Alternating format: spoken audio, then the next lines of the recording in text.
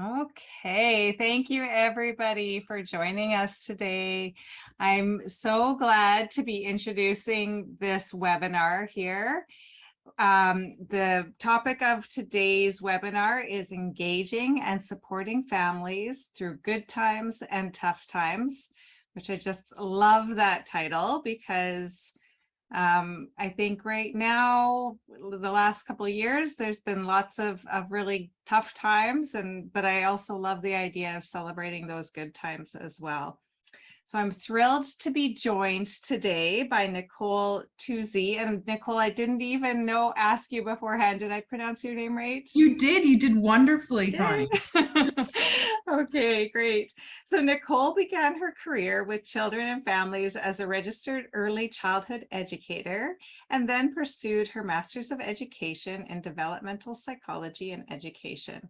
Nicole has worked in various childcare centers and programs, working with children 0 to 12 years old, and most recently has become the manager of the Child Care Center for an accredited children's mental health agency in Toronto area before moving to IEMHP, which stands for Infant and Early Mental Health Promotion. And that is a program out of the Sick Kids Hospital. So we're thrilled to have her here today. Nicole is currently working there as a senior training and educator manager, collaborating with a multidisciplinary framework to better support practitioners who are working with infants, young children, and their families. Thank you, Nicole, so much for being here today. Nicole has replaced Chaya, who was going to be presenting, but Jackie and I have been able to spend the last half hour talking with Nicole, and we're so thrilled. We have just loved what she's had to say already, so we're excited to be here to be part of this webinar and learn from Nicole.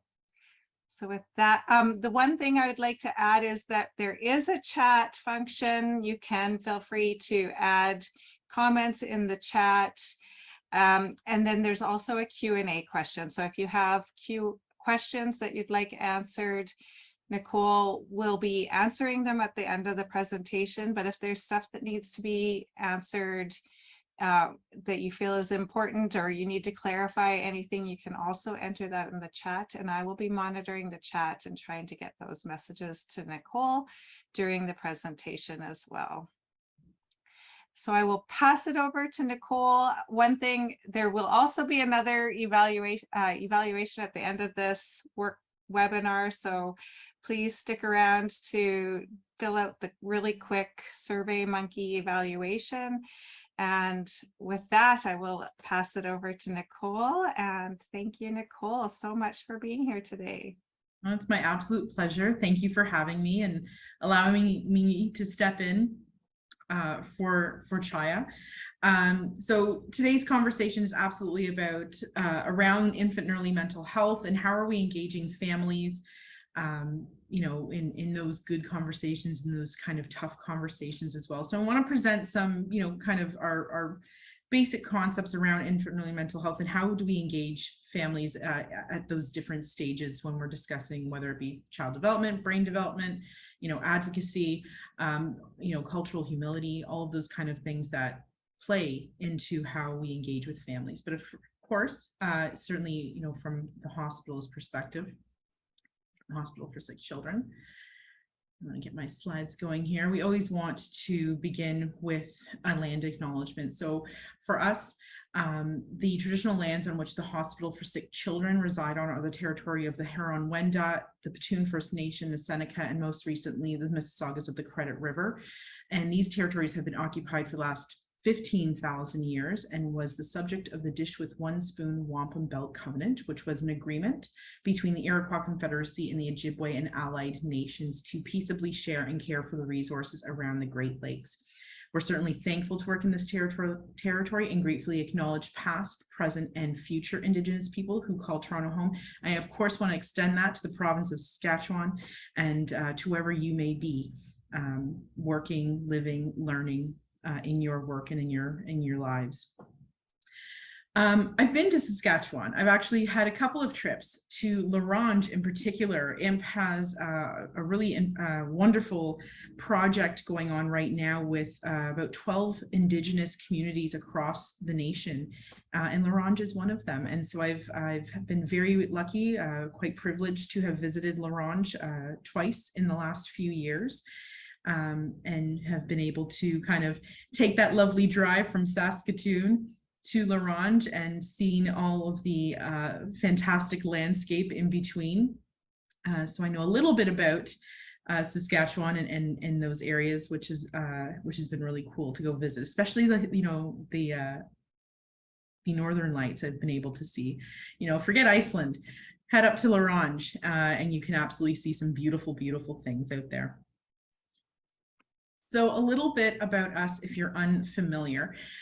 Infant and Early Mental Health Promotion is a program of the Hospital for Sick Children. So while we operate under the umbrella of Sick Kids, we kind of do our own thing a little bit. We're a little bit rogue in that we don't receive funding from the hospital. A lot of our projects, our ability to operate the way that we do, we're a small team of about 9 people, is through grants that we write or through trainings that we have associated fees for. But really, our real goal is around improving outcomes across the lifespan. The 0 to 6 population is who we work with most often, and really is about promotional work. How do we support practitioners? You are our main audience. How do we support you in the work that you are doing with families and their children? So really our job is to take the new and interesting information that's coming across the world, the research that's being done around infant and early mental health, and how do we mobilize that? How do we turn it into something that you as practitioners can use in your practice? That's really the work that we do and that we focus on. So of course, we've got lots of trainings. Connie was mentioning that oftentimes some of you may be diverted to our website for a number of things. So always happy to have you visit our website, especially under the Learning Center. You may be involved in our lecture series, which is a tremendous partnership with the World Association of Infant and Early Mental Health. Amazing speakers from around the world who have been able to provide insight on the various topics that can be covered around infant and early mental health, but also trainings around developmental screening. Many of you are familiar with ages and stages questionnaires, as well as our developmental support plan. So if you're looking for any more information on that, you can certainly go to our website to find out more. And I'm the trainer for those things. So hopefully you're not totally turned off by this webinar and are looking for more information. You can come in touch and come in contact with us through the website. We can provide you more information if you're looking for more resources, more training, that sort of thing. So as always, as we jump into the conversation around infant and early mental health, recognizing that it's a bit of a sales pitch for us around the fact that as much as we may know about infant and early mental health, there are still so many more who don't know about it, and that part of our message is that it exists. Recognizing that we need a fuller understanding and acceptance that what happens in these early years does impact lifelong outcomes. And the other piece that sometimes we don't always talk about is the role that practitioners play, how important you are to the trajectory of many of these young children. As an ECE, I work really closely with the 0 to 3, 4-ish population. And then I never see what happens when they turn 10 or 20 or 50 or 90. I don't get to see what those people have become or what else has happened in their lives, but I do have to believe and know, because the evidence and the research is there, that says I had a huge part in how they developed, and so do you. And it's important that you recognize your role, and sometimes that can be quite daunting. The other piece here is that it's really hard to look at this work and not think about your own experience as a child. What we have in common is that we were all infants and children at one point in our lives, and some of us may have had children ourselves, and how did we parent those children? And I want everyone to just go easy on themselves when they think about that.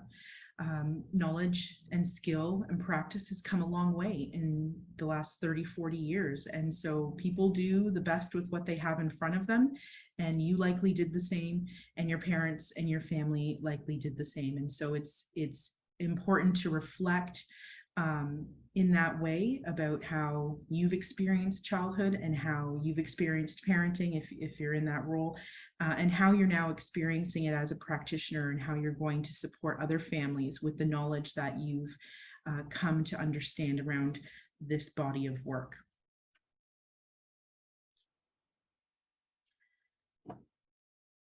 So just some quick learning objectives. Really, the goal of any time that I'm speaking or Chaya is speaking to practitioners, we just want to impart more information. We just want you to go away with more tools in your toolbox. And so our overarching goal is always to increase competency, confidence, and capacity. You know, as we go through this presentation, you'll see these little markers at the bottom of the screens. And so there's points in which we're showcasing the science. There are points in the presentation where we're kind of giving you some practical application, because you know, that's what you need to actually move forward. How do you use this information? And then there's some questions around reflection. We know that the best practitioners are the ones that are constantly thinking about how they're approaching families or how they're going to use this information. And so the trifecta here is knowledge, skill, and practice. What am I learning? How am I going to use it? And how best can I use it? And how can it evolve for the various families that I'm working with?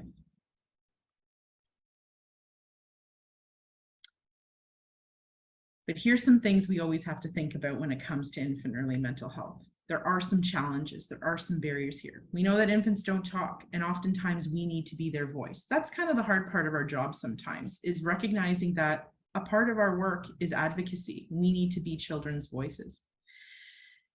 The other piece here is that their cues are often quite subtle. They're not obvious. And so we do need to take a different approach for the 0 to 6 population, and really think about how is it that they're showing their needs and their wants in a way that we can readily understand. The other piece here is that infants and children aren't growing up in isolation. They have context. And so it's not just about what's happening in a situation or what's happening just with this child. It's about what's going on with their families, what's going on in their environment, what's happening in the community. There's a number of factors that come into play when we're thinking about what's going on with this little one. And really coming down to some key bare bones around development.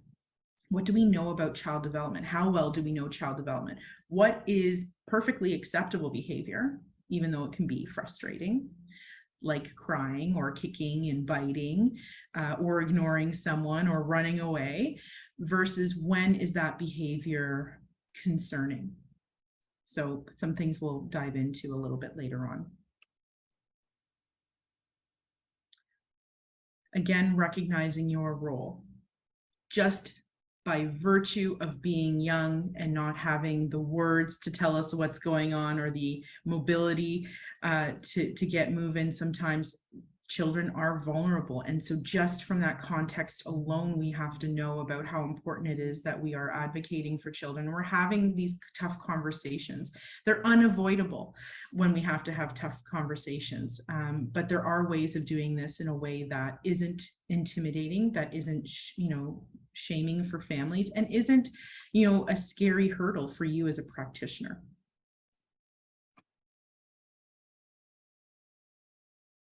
We want, when we think about professionals working with the 0 to 6 population, and when we think about,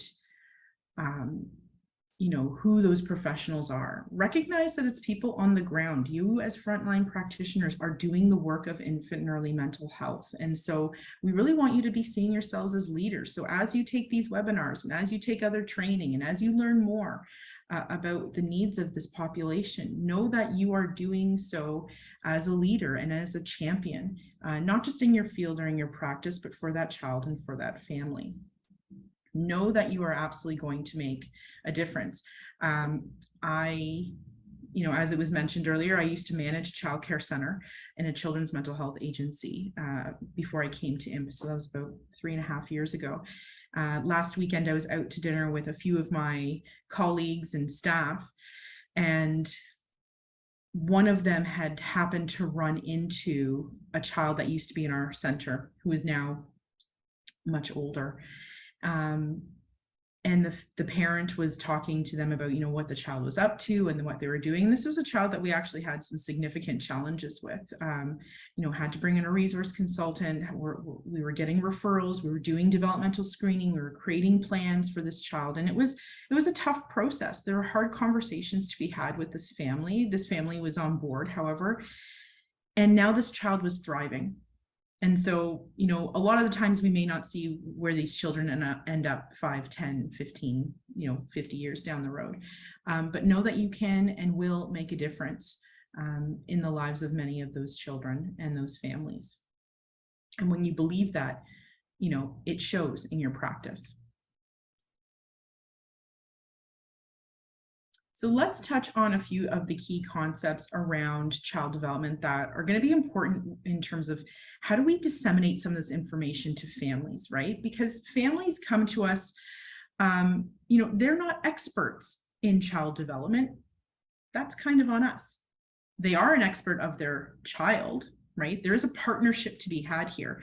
But let's start with how we might deliver some of these messages to families. So first concept here is that development is scaffolded. I think sometimes we often hear, even when we go to the doctor's office, right? I'm sure you've experienced this yourself, or you've had families do this where, I think I have a bit of a concern about what's going on with little Nicole, and I'm going to go to the doctor's office and ask. And sometimes you get, oh, just wait and see, right? We'll let this slide. Let's see if it gets worse later on or better, and we'll just wait and see. And that's the message some families get. But if we don't have a good understanding that development is scaffolded, that development at the beginning needs to be strong in order for other key concepts of development to be strong as well. We think of the building of a house, the foundation of a home. If that isn't strong, then whatever builds after it couldn't possibly be stable enough to withstand future concerns that may come in the future that maybe we don't have control of, right? COVID, for example, is a perfect example of, something that happened beyond everyone's control, but we had to do the best we can with it. And some people fared better than others. And that had a lot to do with a strong foundation, right? So even from a brain development perspective, your brain is built from the back to the front. So if the basics that we think about, which is your emotion regulation, which is your limbic system, that needs to be strong. So once we get to your prefrontal cortex, that is going to develop between 25 and 30 years old. So we got a long way to go for many of these children. We're not starting with a fantastic foundation. So it's going to make the work that happens here that much more challenging, not impossible, but that much more challenging. So thinking about, we need to do the best we can from the get-go in order to make sure that future development is strong as well.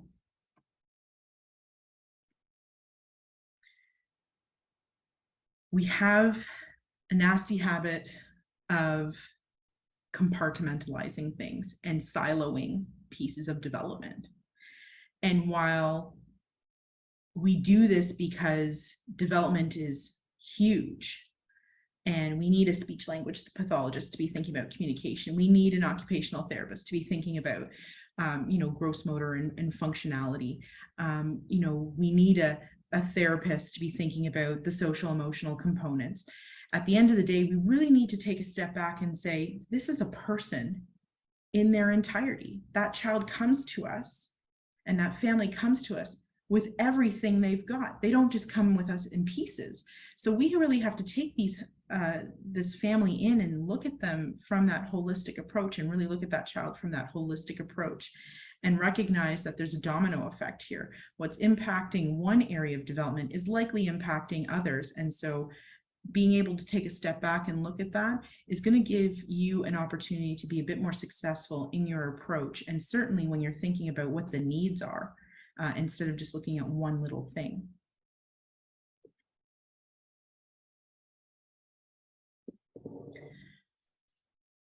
Easier said than done, working with the parent and caregiver and the child together, creating that partnership.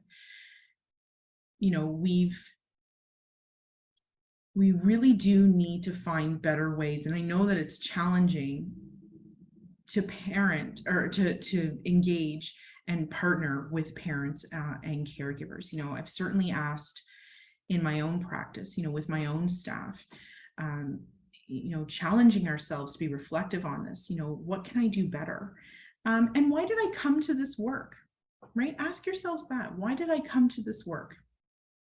And for many of us, it's to be helpful, to help children. I really love working with children. But it goes back to that concept of children don't grow up in isolation. I need to engage with the systems that impact that child, and that's parents and caregivers, that's community. You know, those are, you know, there's systems, recognizing that you yourself are a part of a system, and how does that play out? Depending on the role that you play. You know, there's who I am as an EC to that family might look very different if I'm a child protection worker, right? My relationship may look quite different, and how I engage with that family may be different based on the role that I play in their lives and how they perceive me as well.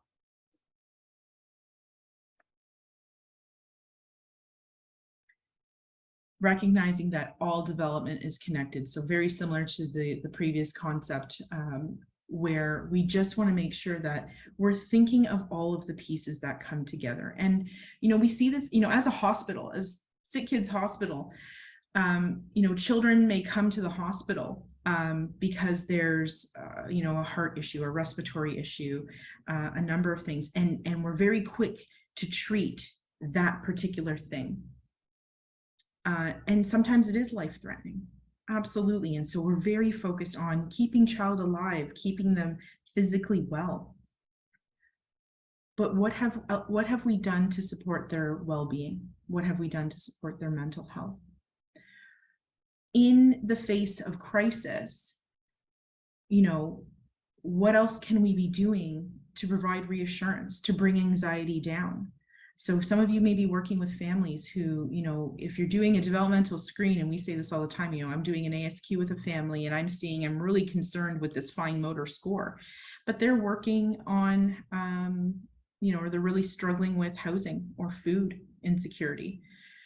We absolutely want to address those things because those are priorities for sure, but it doesn't mean that the concerns around that child's development go away. And so how can we find ways to incorporate that as a priority as well?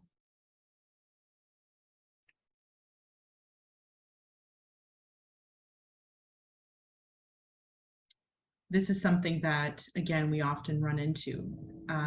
It really is never too early to pay attention to mental health. They'll grow out of it. They won't remember. This isn't quite true. Children do remember. They may not remember explicitly. They may not remember exactly what's going on. But that is something that is going to be wired into their brain, right? Those synaptic connections that are firing off more than 1 million times per second is something that is quite powerful. And so whether the experience is positive or negative, they're being ingrained in the brain. And so how can we make sure that as early as humanly possible, we're supporting families in creating positive and pro-social experiences that are going to strengthen in the brain and then become habits that will lend themselves quite nicely to that child's trajectory further down the line, and use those as their coping mechanisms as opposed to the maladaptive ones that can develop further down the line.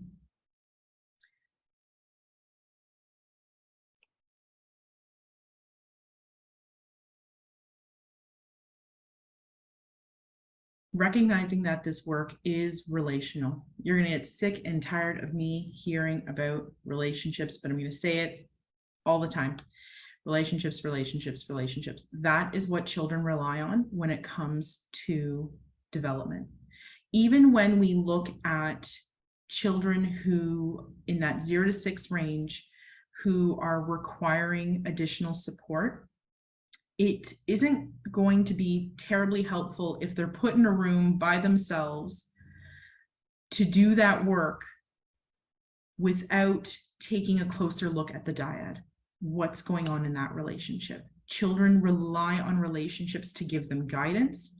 They rely on relationships to help them understand what's actually going on in their world, what's normative, what's pro-social, what are the things that I now can mimic in order to be successful in my life. They're constantly looking to us as adults to give them that guidance. And so, you know, making sure that we're creating healthy relationships is going to be absolutely critical. It is the foundation to all of children's development. Children are born relationship ready, and they're waiting on the adults to give them what they need in their life. And so how can we have these conversations with families to empower them? And I think that when we look at infant early mental health, it's very easy for us to go down the line of ACEs, of the impacts of trauma. And of course, we'll touch on those things because they are significant.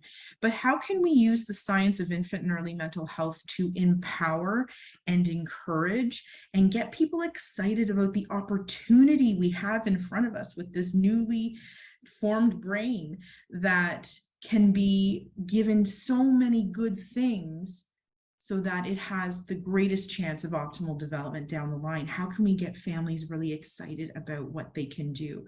Oftentimes when I'm working with families and they're coming to us with a problem, right? You know, they're not coming to us with the sunshine and lollipops of it all.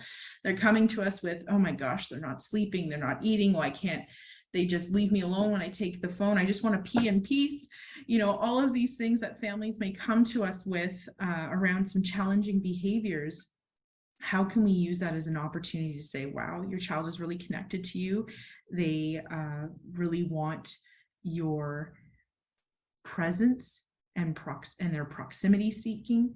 And how can we really help families understand that it is in these everyday moments with their child that they are the most influential component to their child's development, not the, you know, the professional that they're on a wait list for, that they're going to see once every few months, maybe, or once every few weeks, that is going to give them, you know, some tidbits on what to do at home. At the end of the day, it's the family that has the greatest influence.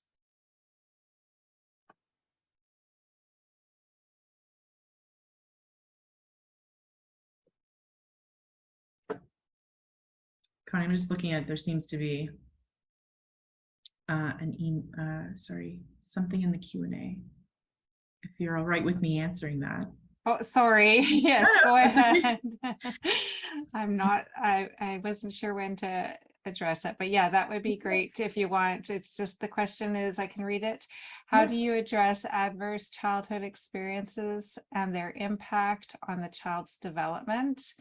When family stresses are identified, what role do you play in helping mitigate risk to the child's development? So I think anytime you're, especially if you're working with a family who have ACEs, right? And many families do. If you look at the actual questions, you know, it's many families, you know, will tick off at least one, right? So I think what you're really trying to do is say, listen, there's things that we can control and there are things that we can't control, right? So for some families who, you know, maybe there's a custody battle, right? Or maybe there's something deeper going on. Perhaps there's substance abuse, or a parent has had to go away to have that taken care of. I think as long as the messaging to the caregiver is, you're doing what you can for this little one, and here's what you can do, and here's what you have been doing that's successful. So celebrate the things that they are doing. There are strengths there, even if it's the family that calls you every day because they need reassurance. That's a strength. They're reaching out for help. They're asking you to let them know what they can do to support this child. So already there's clearly an understanding from that family that what's going on is potentially impacting little one. And so reminding them that you're doing XYZ and this is great, continue to do that, maybe try this too. really offering yourself as a resource in that way.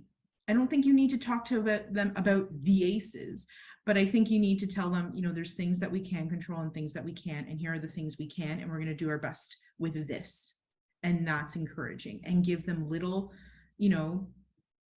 strategies along the way. I think anytime you are working with children who are at risk for developmental delay, there's ongoing screening that needs to be happening. There's ongoing support. If you are a practitioner who is in a role where you can touch base with the family more often, in which way are you providing support beyond making a referral? Think about the strategies that you can be putting together for that family, that they can be doing at home, or what other services you can put them in touch with for ongoing support. Perhaps it's respite. I've seen a lot of families where I'm doing a developmental screening and I'm looking at, some of the comments that mom is making. So for example, one parent was saying that, they had an 8-month-old, she just won't sleep on her own, and she always cries. She always needs me all the time. And this is where, well, actually, that's totally normal. And we actually celebrate that. I want baby crying for you. She's connection seeking. She's trying to get your attention. She's communicating with you. She's tossing out a serve. She's hoping for a return. This is actually great news, Mom. And helping her reframe what that development actually looks like, and what that behavior looks like. But then also saying, so we know that baby is 8 months old and is unlikely to sleep through the night. I mean, if you do have an 8-month-old, you've got a unicorn on your hands, hang on to that one. But most children don't. And so is the issue more to do with what mom needs? Where are her supports? Is there respite available? So really just thinking about the context, right? We come back to, what is the systems that are happening around that child and around that behavior? What does that behavior tell us? We'll get to a slide pretty quickly around behaviors communication. And it is a tool that we can use to kind of decipher what's going on and what the needs actually are and how to meet those needs. And this brings us back to, we need those relationships to be strong. So families are attuned to the needs of their little one, that children need the opportunity to express a full range of emotions. Anybody watch The Crown on Netflix? In the first season there, the queen I think she's in Jamaica. She's doing a tour, and she spends every day for weeks sitting in a car, waving her hands, smiling. And at one point, she has to see a doctor because her face hurts so much from all the smiling. If you ask people, what does what does good mental health look like in young children? And people say, oh, happy all the time. I'm like, it's actually not it. We need to have our ebb and flow. We need to express that full range of emotion. We need to feel all the feels. And the real measure of good mental health is being able to come down from those highs and lows in an appropriate way. And for children, they can't do that without someone who they have a close relationship with. They need the co-regulation. Someone to show them how to handle the highs, how to handle the lows, and then come back from both of those states, right? And all the states in between. And only when they know that they have a secure attachment, and only when they are feeling safe in all of the feels that they may have, can they then actually explore the world and look at their environment and get excited or scared about what's going on, and be able to turn back to those important people and feel safe in exploring that. I've seen this, many times in the childcare that I worked with, because we worked with pregnant and parenting young parents. And I worked in an area of Toronto that has a lot of vulnerable families. And there was one little girl who, she was about 16 months old. We put her up a little bit early into the toddler space. And that's where we had food available on the table for children to take when they were hungry. And she spent most of her day hovering around that table and hanging on to that food. And even at meal times was squirreling it away in her cheeks because there was food insecurity. And she spent the majority of her day just worried about where food was coming from. She wasn't worried about what she could learn during playtime. She wasn't worried about, the new toys that might be coming in. She wasn't worried about the fun new book or the cool, silly song. She was constantly fixated on food. And so, she was deprived of that learning environment because her brain was just so fixated on those needs being met. And so it's only when these kind of three pieces come together do we have the capacity for optimal development.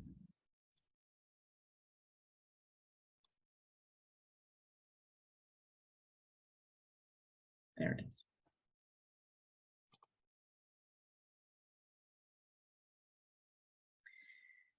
The other piece that comes up is around social emotional development. We're really good at looking at things like communication, gross motor, fine motor, problem solving, some of those cognitive skills, and even personal social. And personal social I really look at in terms of self-help skills, right? What we don't do a great job of is really narrowing down on the social emotional umbrella pieces, which are quite complex and very much intertwined, and we need to pay closer attention to them. And so while many of us have had lots of training and lots of schooling and lots of experience, we really do have to rely on screens, for example, to help us really hone in on what the needs are. We see this a lot if you've ever done an ASQ and an ASQ SE2, some children do okay on the ASQ3. We don't have, too many concerns, but then you do the SE2, and that number has no ceiling, right? It can go up and up and up and up. And that's where we can see some really concerning behavior. And these are the competencies that are absolutely foundational to future success. Being able to manage your emotions, being able to communicate with others, being able to engage and initiate with others, doing things on your own from time to time, when it's appropriate in slightly older ages, being able to kind of manage your own internal states. This is all foundational to all of those other pieces. So I think about, years ago, they used to put out advertisements that everything I needed to learn in life, I learned in kindergarten. Wrong. Everything you needed to learn in life happened before kindergarten. Because when we look at when children are going into kindergarten, certainly in Ontario, I've seen this, where many children are put on a gradual entry, or they get expelled. I think it's in North America, the highest expulsion rate is in kindergarten, which is quite shocking. And it's not because kids don't know their ABCs and their 1, 2, 3s. It's because they cannot manage throughout the day. That's why children are being sent home. That's why they're having gradual entry. And they're being put back potentially into the environments that perpetuate those behaviors, instead of coming to school and getting the support that they need so that they can, unlearn those not so great behaviors and then relearn pro-social behaviors, which is a lot harder to do had we done what we needed to do much earlier on. And this brings us to that behavior is communication component. We could spend all day on this particular conversation, but having the conversation with families around your child's behavior is not a choice that they make. I think that's one thing, to take with you when you have your conversations with families. Children don't choose their behavior. Their behavior is a reaction to what's happening or not happening for them based on their needs. And when we think about, behaviors that we don't want to see anymore, let's say it's the hitting, the kicking, the biting, that sort of behavior. So first we are asking ourselves, is this normative for this age group, right? Do they have the words for this? Is hitting and kicking and biting just the easiest way to get their message across. And really thinking about how often is it happening.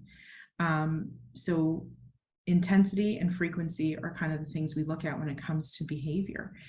And really thinking about, what is this behavior telling me? In early learning, we talk about ABC charts: antecedent, behavior, consequence. What's happening before the behavior? So can we start to pin down that, this hitting, kicking, and biting happens just before nap time, almost every day?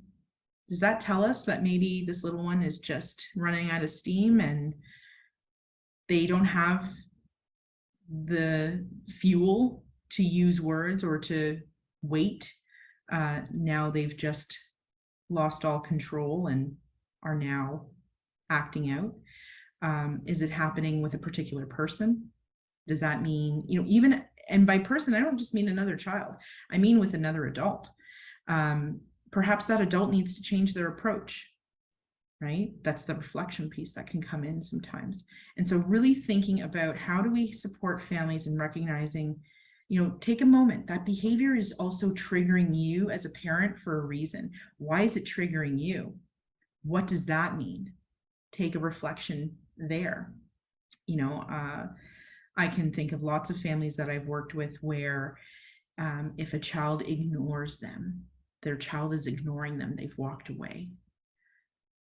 That can drive some families, kind of crazy, where they're like, I can't, the disrespect, right? And not being heard.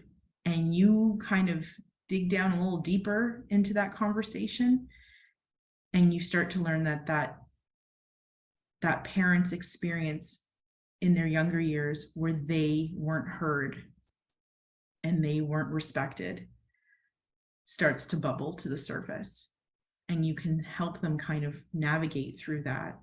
Well, it sounds like that's a real big trigger for you. So how can we, one, change your response and recognize that your child is telling you something when they're ignoring you? Maybe we need to ask that in a different way of your child, or think about going about it with a different approach. And that might be the solution to repairing part of the relationship, but also helping the parent understand and become more attuned to their child's behavior and their own child's needs about how to be communicated with, right?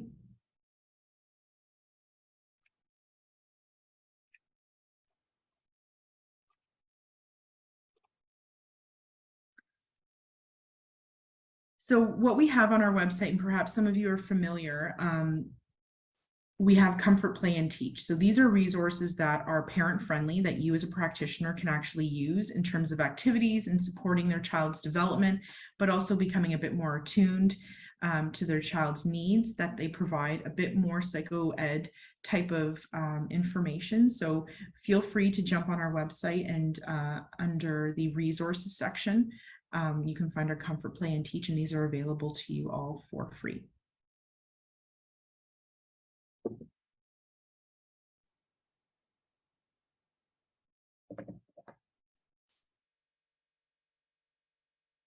So we have these reflection questions, and I like to always put these out here because, again, this goes towards our knowledge, skill, practice component.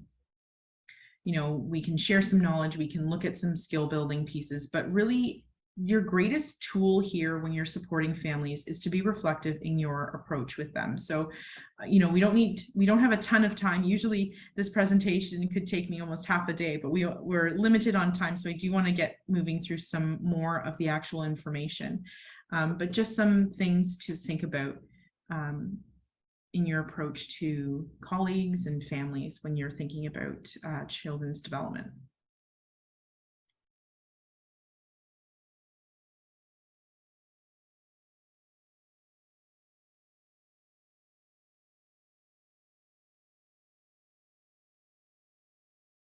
Part of the challenge when it comes to discussing, how important these years are with families is just the unknown.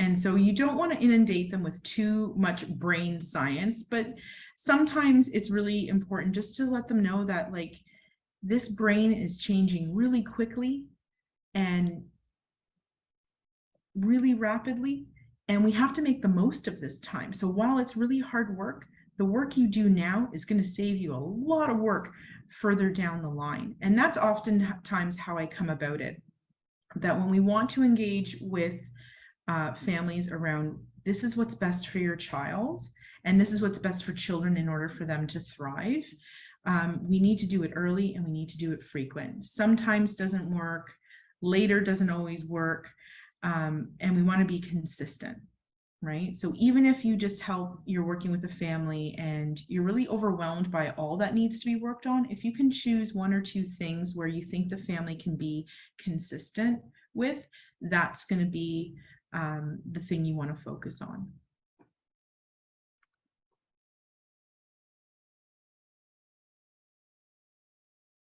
I think sometimes, again, we go back to what's really exciting about brain development. There's these magnificent connections that are happening between baby's brain and the adult brain. And we've started to just see, new research coming out that is showing that, and in some old research and some, newer research is really pegging down, the connection that the brain waves that are happening for baby once they hear mom's voice totally changes, right? They become, the brain completely changes once they're attuned to familiar caregivers in their world. We use mom a lot, but there's other caregivers that are just as important. We've got dads, we've got grandparents, we've got ECs, we've got lots of people, like their brains are actually wired in a way to connect with those particular voices, which is really exciting. And how wonderful is that to share that just by virtue of hearing your voice, while your baby may not be able to talk back to you, they're already locked in, waiting to hear more, and they can't wait to hear more because your voice is connected to so many wonderful things in the world, to comfort, to food, to security, to laughter, to all of these things that they know for themselves they need to survive. And so once they hear that voice, boom, they light up. And how exciting is that to share with families?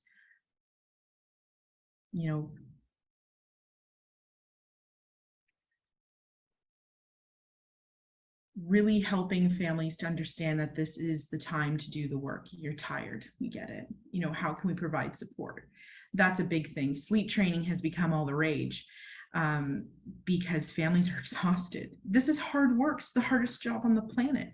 But how do we still let families know that despite how hard this is, the hard work is necessary in order for all of their dreams and hopes of what their child will do and become in their later years to be realized? And the little bit of effort it takes for these, not little bit of effort, but, going that little bit of extra mile, in terms of being more consistent in their responses and making sure that they are setting themselves up for success as well. We know we have this, it should never be about it's, parent sleep versus child need. It's not a versus, right? It's what can the family do to give themselves what they need in order to be emotionally available for their little one, right? Is it respite? Is it taking turns? When you're working with single or vulnerable parents, what other things and strategies can they do? Who else can they lean on? And this is the real detriment when it comes to, when we think of COVID. We rely on a village for these little ones and for their brains to develop the way that we want their brains to develop. And that was ripped from us during COVID. Any support that we could possibly have relied on, childcare, grandparents, neighbors, aunts and uncles, friends, even if a family, parents were separated, but, one, they offset on weekends or during the week, whatever, you had something to gain respite from or a break from, but that was taken from us during COVID. And so, thinking about for families, what is the plan A? What's the plan B? What's the plan C? I think COVID has taught us that we need these different types of backup plans or different types of resources available to get us through as best as we can. Because at the end of the day, we're starting to see those children who have lived half of their lives in isolation are coming into school, and we're seeing behaviors that are concerning. We're seeing speech delays. We're seeing families just tapped out and exhausted from meeting their own needs, their child's needs, and then trying to live in the world. It's become that much more challenging. So what are we doing for families, not just as practitioners, but even thinking of strategies and who else we can lean on? It really does take a village. And if we can help families build a village, that's going to be really important. It doesn't always have to be people necessarily. It could be organizations, it could be resources, it could be strategies, it could be tactics, coping mechanisms. These are all pieces that come together to support.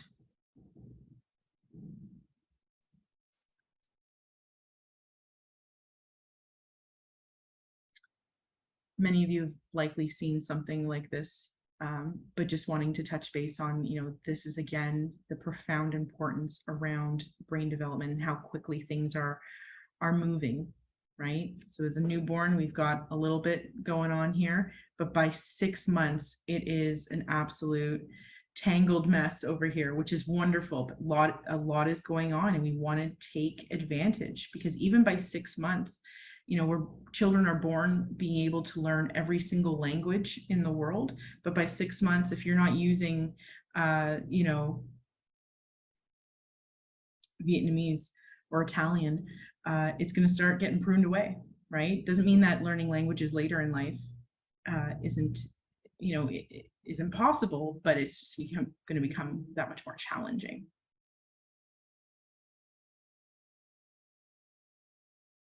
And again, we always come back to this relationship piece. And I think sometimes, I've worked with young parents in that, they've experienced trauma in their own life, and we'll get to trauma in a little bit too, but really looking at, what were your relationships like early on, and what kind of relationship do you want with your child, and what is it going to take? Can we brainstorm together? What are the things that are actually going to help you achieve that goal of, this is what I want our relationship to look like? These little exercises sometimes help families reflect on, okay, well, it means that I have to do this, right? Like, I want this good relationship, but what does that mean? What does a good relationship mean? What does it look like? And what are the things I have to do in order to get there? And sometimes those are just basic conversation pieces that you're having with families.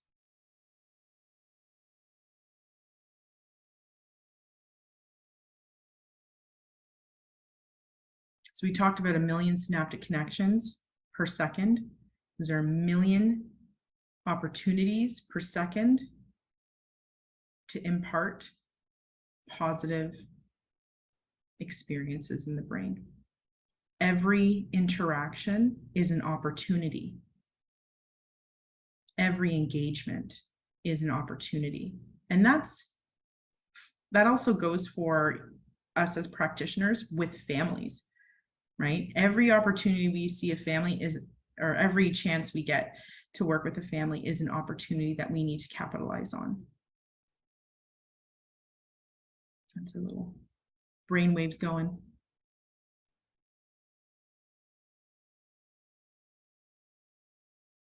I don't think it's necessary for you to have conversations around genetics per se, but sometimes it may come up depending on your role and what the issues you're experiencing. We've certainly had conversations around, when a child, for example, may have Down syndrome, right? And there's different supports, and there's a different mentality, right? It's a genetic piece. No control over that. It happened. And here, there's a different mentality. But then when we think about mental health and behavior, there's a lot of shame and stigma that gets placed on families. I think if you're working with FASD families, for example, right? Many people can see that as a choice that a parent has made.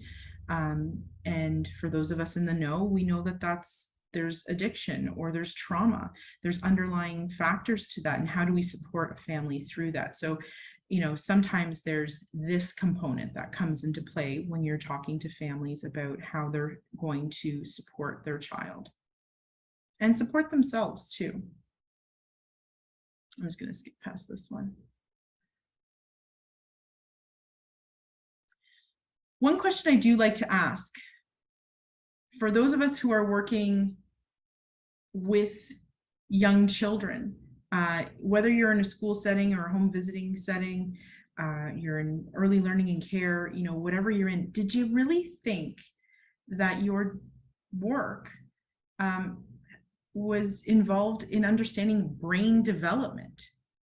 Right? And for some of you that might be a yes, but it's, I even came to that realization many years ago where it's like, I'm a brain builder, so are you. And when you look at it from that perspective, you might have a slightly different approach to how you're engaging with families and how you're having conversations, even with your colleagues. We're brain builders. What are we doing in our approach and in our programming that is going to highlight that?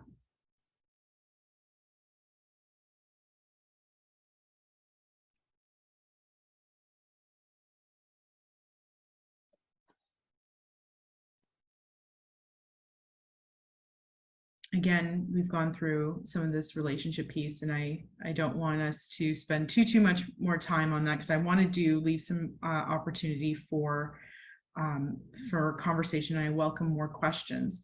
But just knowing that the relationship, it always comes back to this. So helping families understand that what they're feeding their child, is incredibly important, as is what they're feeding their child from an emotional perspective. What are they giving their child from them? What does that relationship look like? What's that diet look like? And when you look at studies of children who grew up in perhaps not so great, areas of the world or of the city, I think of Toronto, we certainly have pockets that are incredibly impoverished and have a lot of social determinants of health issues around that. Thinking some children somehow come out of it okay, and they are successful and they're doing really, really well. And when you look back on it, it always comes back to a relationship that protected them. Maybe it is a parent, maybe it's a coach, a teacher, a neighbor, someone who really believed in them, someone who provided them reassurance and emotional safety. It comes back to that. Again, we've seen studies with monkeys, right? There's the monkey that will, a wire monkey that has food, and a soft, cuddly, nurturing monkey that doesn't have anything else. And baby monkey constantly chooses the warmth and comfort over the food, right? That is what's critical to young children. And for parents, I think,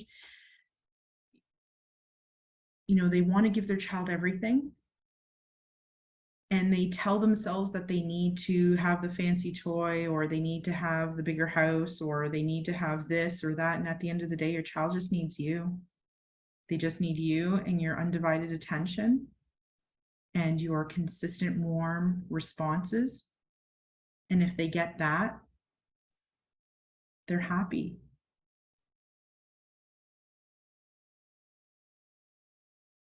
Children are just seeking that comfort. That's all they really, really want from you. And in the absence of that, they're going to seek it in maladaptive ways from perhaps people who aren't so safe. And they're going to likely develop coping mechanisms that aren't going to be terribly healthy.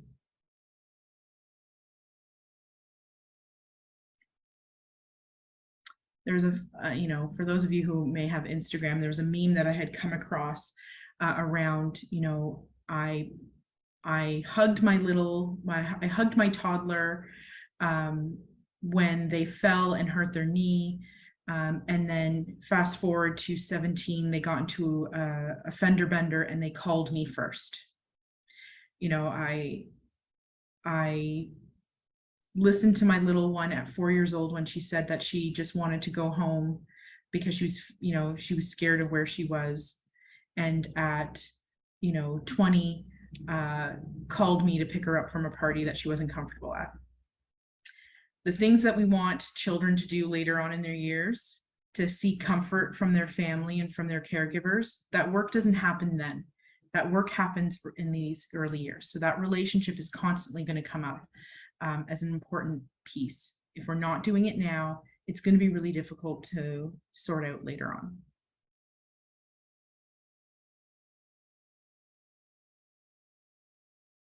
This, I'm sure we've talked, you know, if you're familiar with the infant and early mental health work that we've done before, you know, what is going to build that secure attachment? What is going to make sure that that child comes to you every time that something has gone kind of awry in their world? And it just means that they've experienced this, right? That your responses have been sensitive, they've been timely, they've been consistent, and they've been appropriate. And when we have, you know, these 4 components come together every time, it's going to be building on that relationship.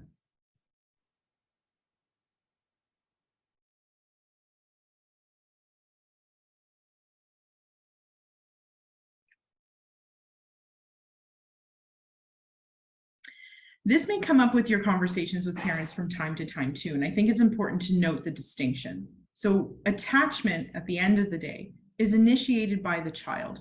The child is reaching out. The child is throwing out that serve and wanting a return.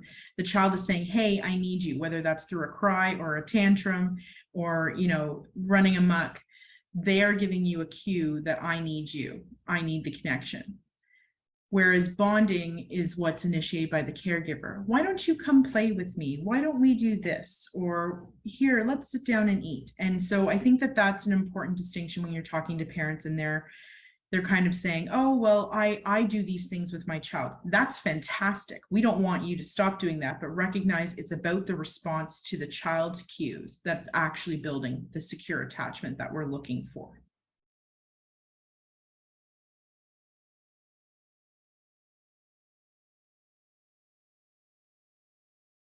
Oh, sorry, I went too fast.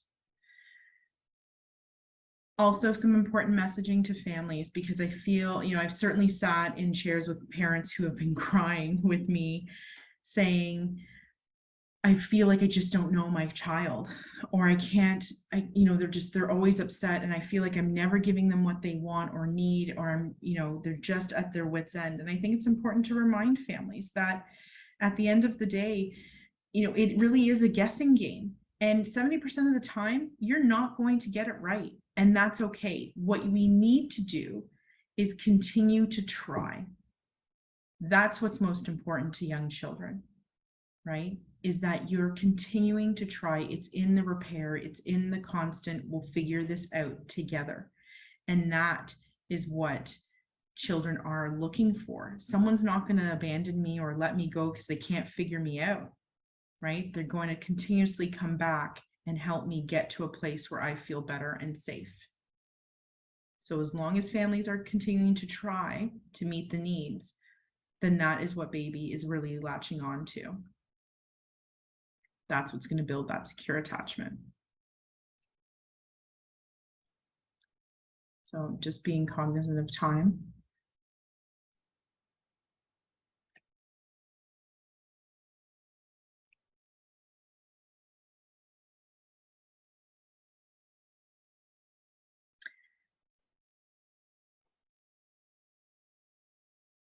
Does everyone have a fair start from the beginning? Not everyone is starting with that tabula rasa, right? That blank slate. Every baby comes into the world with some history. And this is where, you know, when you are working with families, it is important to understand a little bit of their context and recognizing that there are a number of things that are at play here. We're thinking about those experiences from parents. We're thinking about the environments in which they're living in. We're thinking about what could potentially derail development, but we're also thinking about the protective factors. And again, I want to go back to the hopeful conversation. What do families have in terms of strength that they can leverage when it comes to, you know, using what they already have in their toolbox as a family? What can we kind of pull from? Are there attitudes or child factors or relational factors that we can pull from that can be used as a strength. You know, we know all the components of social determinants of health here as well. I'm sure you've seen the ACEs, that we know that these are pretty significant impacts when children are experiencing these and what they might turn into from a childhood, adolescent, or adulthood component. And recognize that this isn't just about the child in front of you. This may be about the families in front of you, that they have experienced this. And so their responses to their child might be because they've had these experiences.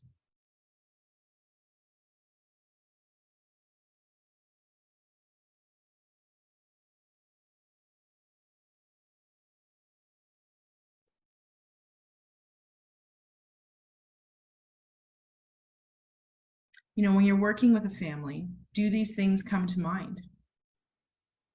Have you considered what that parent's experience in their own childhood has been that may lead to why they might need your services, for example, why they might be involved with you?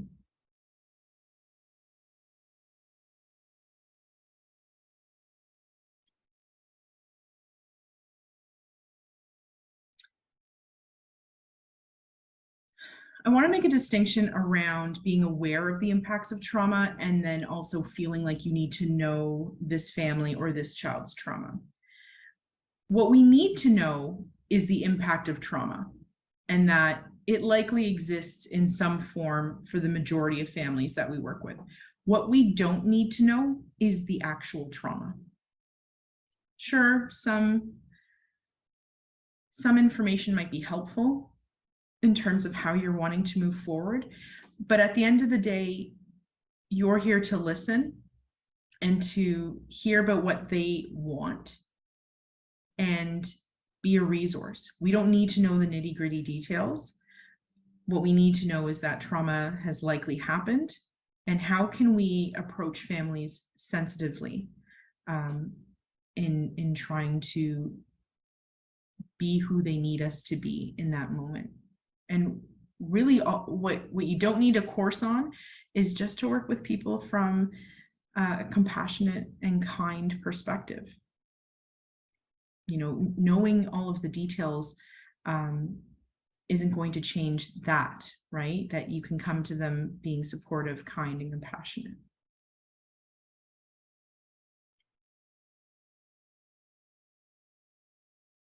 And here's something that having that trauma-informed lens is actually going to give you.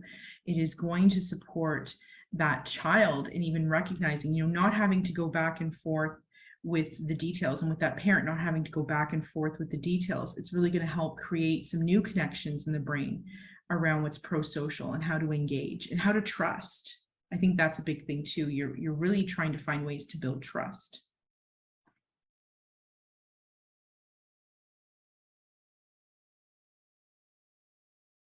We know the impact of trauma impacts all areas of development. So what we talked about earlier, right? All these key concepts around development, having that holistic approach, you know, positive experiences are going to impact all areas, and the negative experiences are going to do the same.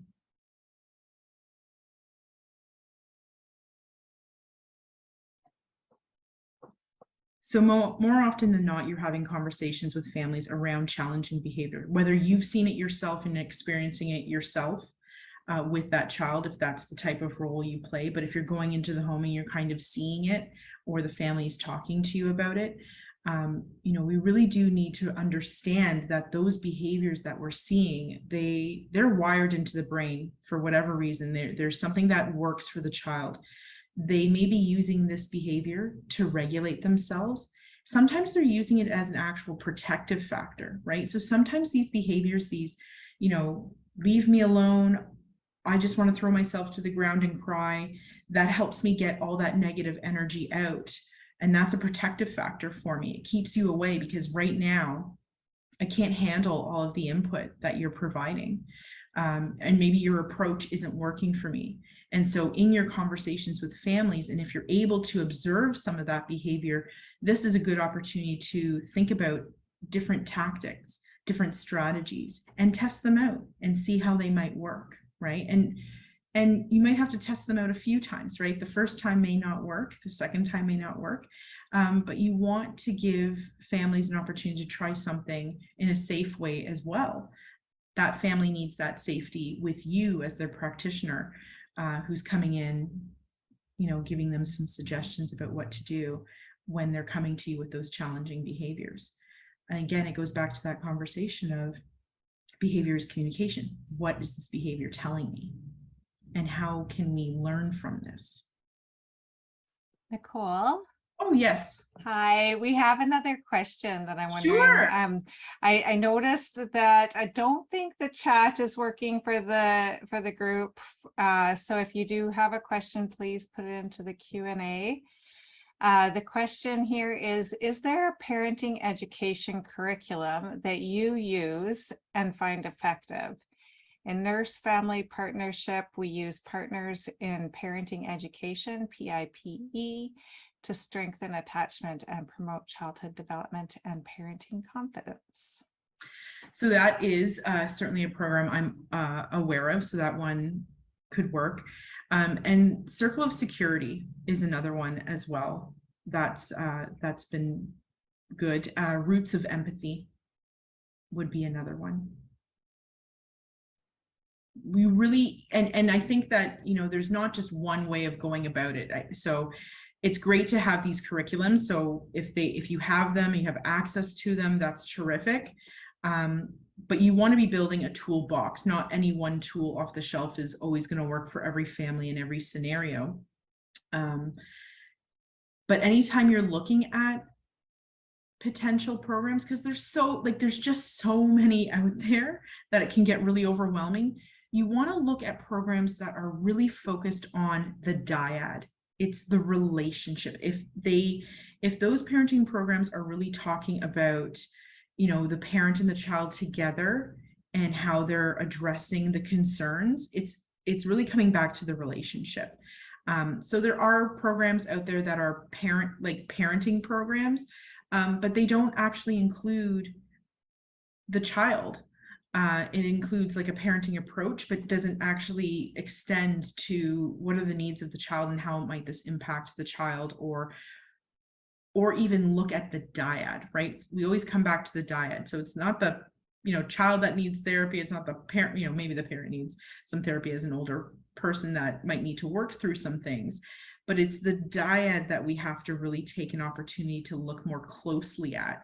What's happening in the relationship is going to be really, really important. So, when we were talking a bit about the difference between attachment and bonding, it's really easy for me to walk into a room and see a parent playing really nicely with their child. That's fantastic.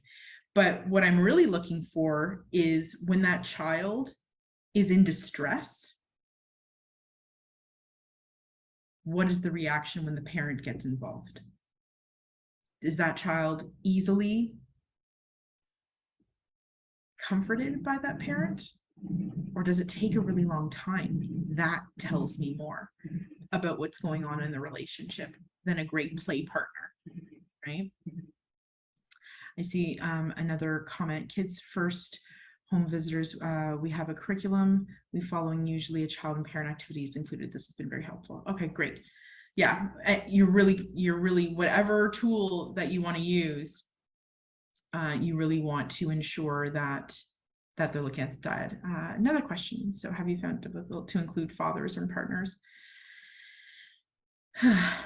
Yes, I agree, Kaylee. A lot of programs are mother focused, but there's nothing to say that you can't make some adaptations. And there are, and I know of a lot of programs that are, in the Toronto area. There's a website we have here called Dad Central that has it's father focused around engaging families, and they often come to our conference and have a booth at our conference. So those would be a resource perhaps you could reach out to. I'm not quite sure what would be available in Saskatchewan, but Dad Central might be a place to look, and really thinking a little bit more about, okay, well, how can we make this father friendly? what do dads want? Like, have we polled dads to see what they would want in terms of what they are wanting and needing in terms of support? I know a lot of fathers, especially in the early months, you know, they feel sometimes useless, right? That's what I've heard fathers say, you know, like it's all about mom. It's all about, you know, what's going on with her body. And if she's breastfeeding, baby always wants mom, and she's what is prioritized. But there are other ways for fathers to be very much involved. And so if anybody else wants to share in the Q&A, if you happen to know, that's helpful. Yeah, and Dad Central does have a lot of really great resources that are available for everybody, even for us in Saskatchewan. So definitely check out their resources. And we do have a recording of a father involvement parenting matters that I think it's recorded. I'm not sure if it is, but I think it is on the Saskatchewan Prevention Institute website as well. Perfect. Thanks, Connie. So this leads nicely into some family-centered approaches. So, you know we have lots of programs that are mother-centered, but it's really about thinking about family too, right? And family can be made up of a variety of individuals. So, you know, moving away from that traditional notion of a nuclear family. And this is hard for us sometimes as practitioners, particularly when we're faced with some really big challenges around what the family is going through and what other services they might be involved in, particularly child welfare. But it really is important that we are listening to the family's voice. It's really important that we don't rely on any one particular tool or way of supporting families. We need to get creative when it comes to addressing the needs of families, because every family is unique. Every family is a culture unto themselves. And so it's really important that we, you know, I've got a slide later on and hopefully we get to it, but it's really about being a student of the family. Put yourself in that position. Becoming a student of the family and listening and learning is going to give you so much more information and create or, you know, at least the start of a trusting relationship with the family, that they are able to divulge more to you so that you are able to provide the very best resources that you can. Recognize that you're not just there for the child and not just there for the family. You're there for the relationship. We use the relationship to buffer the child's development. Relationship drives development. So we need to support the relationship. We talk a lot about this, you know, from IMP with our developmental support plans, and perhaps some of you may be familiar with those. We have Hand in Hand and Nurturing the Seed. Nurturing the Seed has an Indigenous focus. And we do trainings on the ASQs as well as our developmental support plans, where we create plans that are supporting the relationship so that they can support children's development. We had done a study with Hand in Hand with all child welfare workers in Alberta. And we actually found that when ASQs and DSPs were done, that within 6 months' time, children were moving up 2 standard deviations, and in some cases could be taken off wait lists because we were supporting the relationship to support development, and then they were back on track. And these were children in child welfare, right? These are our most vulnerable children. So that was really, really promising, really fantastic information. And you can find more about that on our website as well. And you can reach out to us if you're interested in learning more. And again, there's that student of the family. We're there to learn. And if you're there to learn with the goal of understanding, that's going to get you a lot further with families. And it's hard. It's a skill. It's not something that people come by, you know, out of nowhere. Connie? Nicole, do you have a link to that study or one that we can find and put into the chat? So we've just gotten this research, so nothing is published as of yet, but we are hoping within the year that we'll be able to actually publish it. And then it'll be on your website, I'm guessing. Okay, thank you. Yes, absolutely. Yeah.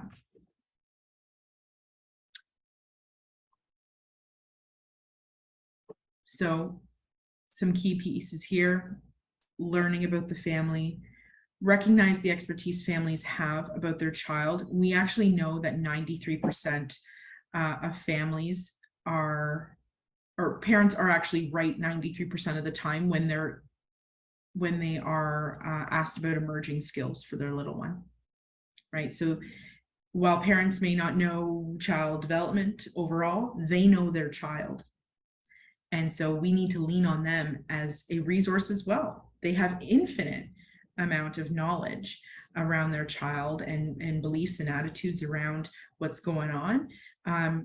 Why we should be tapping into that? Why aren't we using that information on a more steady basis?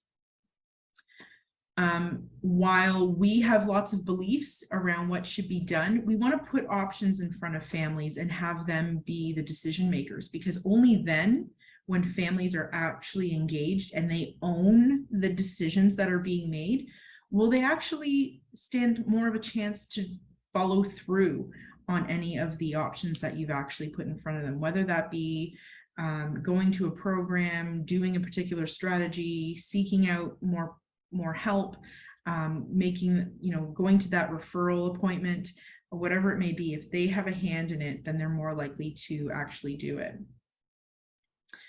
And any plan that we put together, and I think that's what we really love about our developmental support plans, is that they're unique to the child and to the family. No one plan suits more than one child, right? It's really about being individual or individualized and tailored to that child and to those that family's needs. So really think about, when you're putting plans together, whatever they may be, maybe family service plans, IPPs, IEPs, ISPs, think about how can you tailor this to that particular child so that no one else but little Nicole can use this particular plan.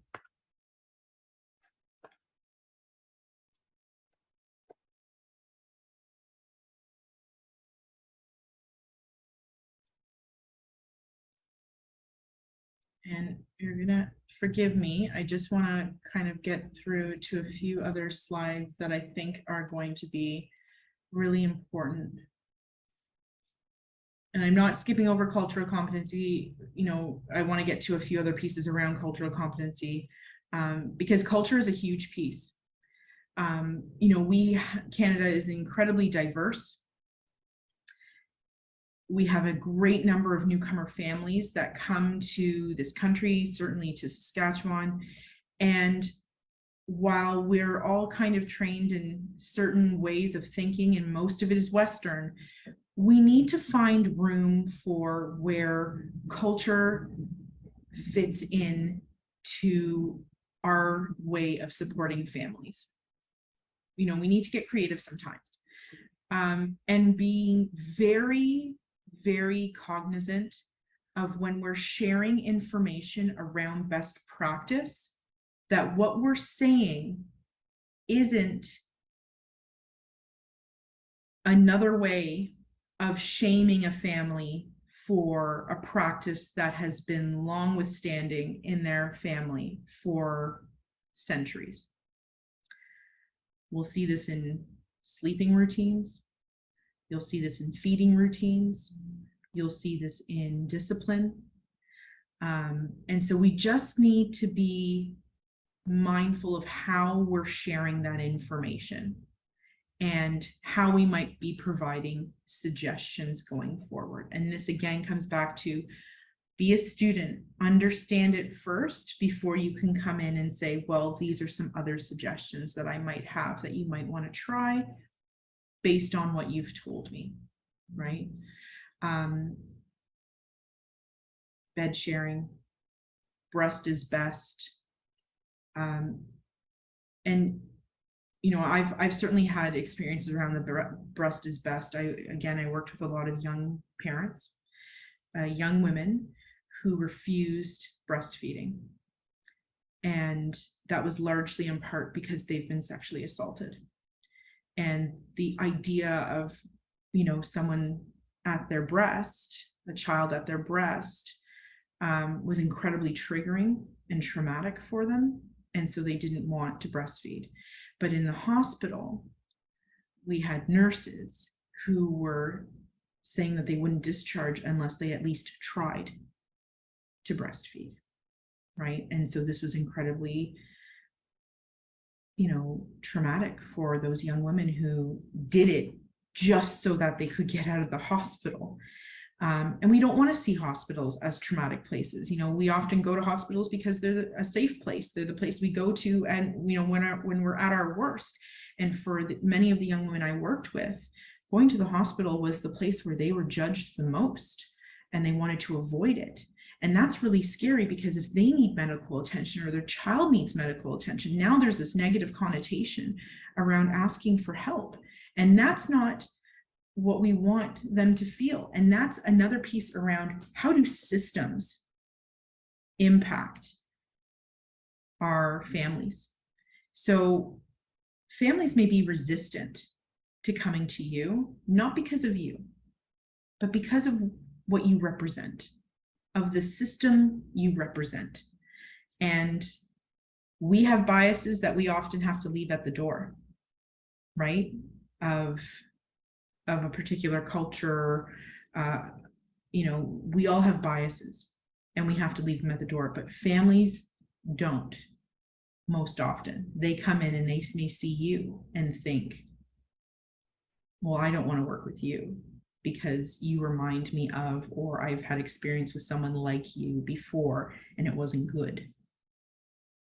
I work in Indigenous communities, and I am hyper aware of the fact that I am a white woman who walks into these communities. And I have to really work hard to, the comments I may get, it's not about me personally, but it's about what just my presence may often represent. And I have to be very cognizant and respectful, and aware of that. And so recognize that when you get resistance from families, it often has very little to do with you as a person, and has more to do with why they're there, or who you might remind them of, or what their experiences with someone like you have been before. And that's okay. I'm not saying that you have to endure abuse by any means. Gosh, no. But it really is about thinking about, what might I represent to this family, and how can I change that for them? And it's okay to talk about the elephant in the room, right? I've seen this with child welfare in particular. I know I'm, to you, I'm the bad guy. I'm not here to take your child away, or I'm not here to tell you that you're a terrible parent, but I'm here to provide support and resources. And how can we work together so that you get what you want, which is, this system out of your life, and your child back with you, for example, right? So these are the things that we have to think about, not just how are we perceiving culture in its various forms with our clients, but how are we perceived, and how are we a part of the system that perpetuates some of the experiences that these families have endured.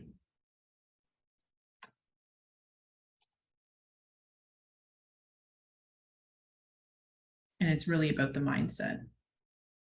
Coming to the work, recognizing that there are power imbalances that you may not have created, but they exist. While we may not understand or like certain aspects, we certainly need to recognize them and value them and validate them. And this is part of the work, our ongoing lifelong journey towards working with families and children in a holistic, respectful, compassionate way. I want us to get to, this was one other comment I wanted to make around cultural humility and cultural competence, is that, we can do everything in our power to try and create a safe space, but the only people that can determine whether or not this space is safe are those that actually use it.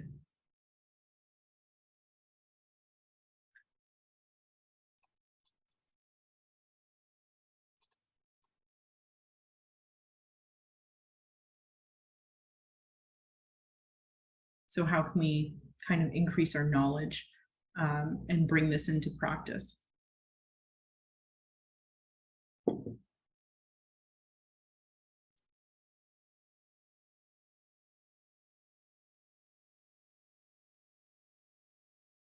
Just some notes here for you. And I know, Connie, we're coming to the end here. And I just want to get to a few other slides. There we go. I wish we had all day. I know, I'm loving this. I'm sorry, I could be here all day too. I think I kind of want to land on the next 2 or 3 slides, just being really relational in your practice. You know, this comes back to relationships, and it's not just about what's good for child and what's good for parent. It's what's, you know, you're a critical part of the equation.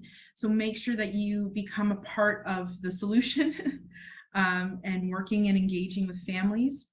You're a resource, offer yourself that way. Being collaborative, you don't have to be the only person doing the work. Reach out and connect with all of the other colleagues that you have. Recognize that you are an advocate, making sure that you are that child's voice. You are a champion of children and families. And just reminding families that they're not in this alone. It's not, their child's development is not something that they should have known right from the get-go. When that child was born, that parent was born. 2 new people came into this world at the same time, and they both deserve understanding and nurturing and leeway and support. And just making sure that we know that families are often in a fearful mode when they're being addressed or being told to go to services or accessing services. They're coming from that place of fear. And so what can you do to kind of reassure and be that support? You know, keeping culture in mind, thinking of those social determinants of health, thinking of the systems and what role they may play. Know that every family is their own culture. Being a student of the family is absolutely your #1 priority. Recognize that your observations are powerful as well, not just the tools that you use. Thinking of key messages, making sure families believe that they are the expert of their child, be that partner. I think about wait times on wait lists. You can do more than just put a family on a wait list. There's so much more you can do. There's plans that you can put together. There's connecting, even if it's just reassurance and having conversations. You know, families just want someone to connect to. That's what we've lost a lot in COVID. You know, every time you pick up a phone, you get a machine, not a person. That's really frustrating for families, and keeping it simple. What you put together for families does not have to be arduous. It does not have to be complicated. It just needs to be relationship based.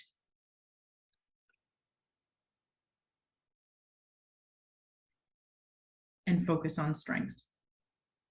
When you can give just, you know, think of that sandwich approach, positive, here's what we can do, keep doing this.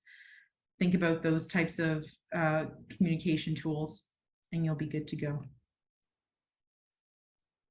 I really do wish we had more time. I wish we did too, Nicole. I loved this presentation. I'm sorry to those of you who had probably wanted to also say how much you loved the presentation, but weren't able to access the chat. But it has been mentioned in the Q&A. Just thank you for this session. The PowerPoint is not available. I know the images are just beautiful, and it's just so much great information, but there is a recording of this webinar. So I definitely very rarely go back to watching another one, but this is definitely one of those ones that there was so much information that I was just like constantly writing notes. Every time I put a presentation together, I'm like, oh, this is enough slides. This will get me through. And it's like, oh gosh. Yeah, like 150 slides, but you did amazing, Nicole. Thank you so much. Such great information, like kind of the big takeaway for me, takeaways, there were so many, but just that importance of creating safety, right, for each and every person. And we do that by kind of slowing down and trying to build our awareness of each individual and what their needs are. And going from there, right, that we don't have this predetermined plan of what we think is the best for people, but that we really try to understand and connect with them first and foremost. So that's in a quick little snippet that what Well some done, of the Connie. I wish I was that succinct. no, so much great information, wealth of knowledge and resources. So thank you all to those of you who were able to attend, and please make sure to do the evaluation before you leave. Thank you, everyone. Again, thank you so much for having me. I hope that it was informative and people got something out of it, and hopefully something useful. We're always available to practitioners. That's who we work with. So please visit our website for, we have resources there. We have other training opportunities. There's our email that, if I may, I'll put into the chat if you have any other questions. You know what? I don't have access. I believe Jackie put it into the chat to everyone. So I'm going to put in the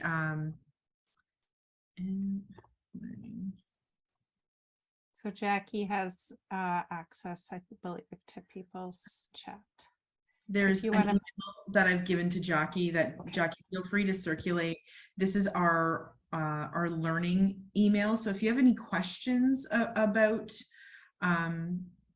learning opportunities, please email that link, and myself and my training team are happy to be in touch and get back to you on any. Yeah, like those Comfort, Play, Learn resources are so great. Families love them. And we have more coming out. We have like the first 5 years. We have a bunch of things that are on the go, and we've just recently increased our training team, so more information is coming down the line. We have Intro to Infant and Early Mental Health, which focused a lot on this information. It's available free on our website, and you'll get a certificate out of it, so you can go there.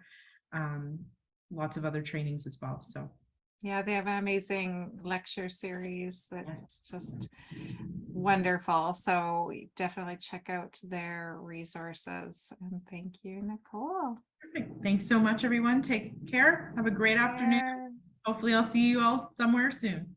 I hope so. Yeah, it's been a pleasure. Thank you.